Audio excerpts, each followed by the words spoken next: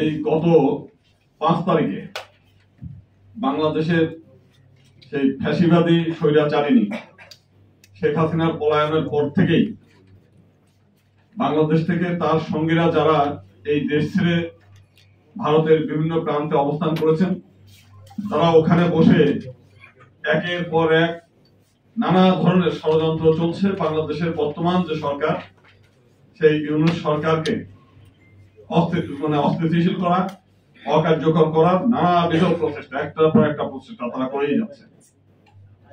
এবং আমরা বিভিন্ন সময় যেখানে আলাপ আলোচনা করি, এই যে আজকে যে ইউনূস সরকার, এটা বাংলাদেশের শুধুমাত্র মুসলিম সম্প্রদায়ের স্বপ্ন তা না।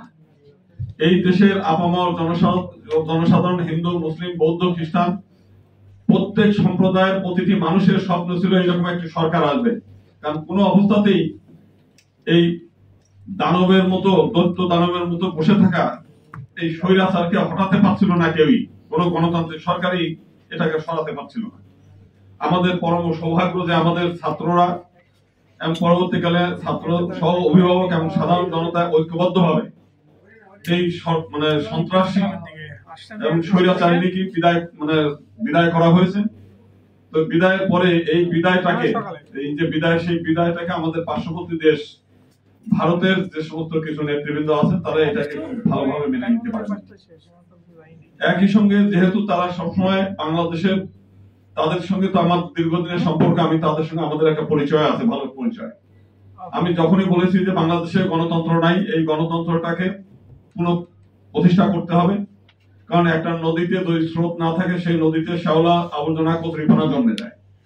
তো যদি গণতন্ত্র না থাকে, তাহলে এই দেশে জঙ্গিবাদ আবির্ভাব হবে, এই দেশে নানা ষড়যন্ত্রের জাল বিস্তার হবে, যেটা শুধু বাংলাদেশের জন্য ক্ষতিকর তা না। ভারতের পেটের মধ্যে একটি রাষ্ট্র, সেই রাষ্ট্রে যদি সন্ত্রাসবাদ, জঙ্গিবাদ উদ্ভব হয়, সেটা ভারতের জন্য চরম ক্ষতি।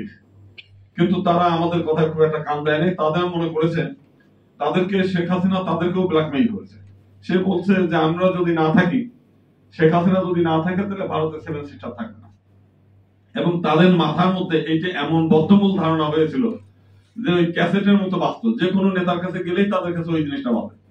আজকে দেখেন, শেখ হাসিনার তো পতন হয়েছে, দীর্ঘদিন তিনি দেশ ছেড়ে পালিয়েছেন এবং সে সহ তার সাঙ্গপাঙ্গ সবাই 7 সিস্টার নিয়ে কিন্তু বাংলাদেশের কেউ মাথা ঘামাচ্ছে না। তার মানে আমি যতবার বলেছি যে 7 সিস্টারের দিকে বাংলাদেশের জনগণের তাকানোর সময়ও নেই। কারণ এই দেশের জনগণ অত্যন্ত কর্মঠ জাতি।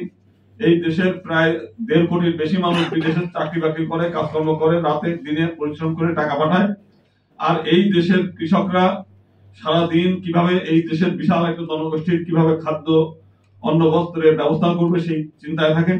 আমাদের কৃষিবিদরা নতুন নতুন উদ্ভাবনী শক্তি নিয়ে কাজ করছে। ভারতের কোথায় কি হলো এটার দিক নাই, বরং আমাদের দেশের মানুষ যখন সুখ স্বাচ্ছন্দ্য থাকে, যখন একটু কাজকর্ম কম থাকে, এই দেশের টাকা নিয়ে ভারতের প্রান্তে প্রান্তে ঘুরতে যায় এবং ভারতকে সমৃদ্ধ করে বাংলাদেশের টাকায়। আজকে বাংলাদেশের একটা বিয়ের অনুষ্ঠান হলেও সেই কেনাকাটা কলকাতায়। বাংলাদেশে কেউ একটু বেড়াতে গেলেও কলকাতায়। বাংলাদেশের একটা রোগী চিকিৎসা করতে গেলেও ভারতে যাচ্ছে।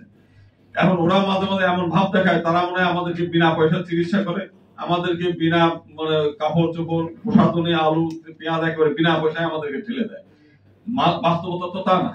তারা আমাদের এখানে বিক্রি না করতে পারলে তাদেরই কৃষি খাত ক্ষতি হবে, তাদেরই শিল্প বাণিজ্য ক্ষতি হবে। তা আজকে কলকাতায় হাহাকার, বিভিন্ন অঞ্চলে তারা ডাক্তাররা রোগী পাচ্ছে না। দুটোই লাভ। আমরা যদি এখান থেকে পেঁয়াজ মিশর থেকে আনতে যাই, সেখানে পরিবহন কষ্ট আমাদের জন্য একটু বেড়ে যায়, কিন্তু পাশের থেকে আনতে গেলে আমরা একটু কম পাই। আমাদের লাভ, কিন্তু আমাদের চেয়ে বেশি লাভ কিন্তু তাদের। কারণ আমাদের আয় রোজগারের টাকাটা আমাদের কোটি কোটি মানুষ যারা বিদেশ থেকে কষ্ট করে টাকা আনে, সেই টাকা আমরা তাদের ওখানে ঢেলে দিয়ে আসি, বেড়ানোর, দার্জিলিং এ গিয়ে, এখানে সেখানে গিয়ে।